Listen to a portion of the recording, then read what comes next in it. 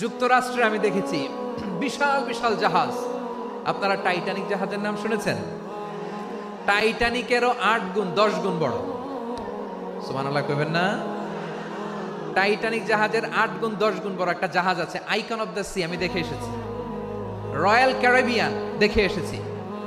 সাগরের সামনে জেটিতে যখন দাঁড়ালাম, জাহাজটা যখন যায়, আমার মনে হচ্ছে একটা শহর, গোটা শহর, the entire city is floating on the water.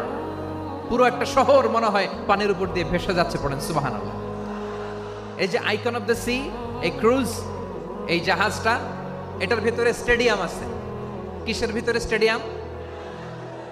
কথা বুঝে নাই বোধহয়। স্টেডিয়াম কিসের ভিতর?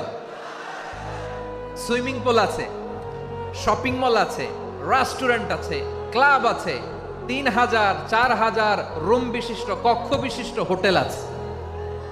এই সবগুলোর নিয়ে এগুলো চলে সাগরের এই দোলার মধ্যে, জলোচ্ছ্বাসের মধ্যে। এই সাগরের ভেতরে এই জাহাজগুলোর ভাষায় রাখছে কে?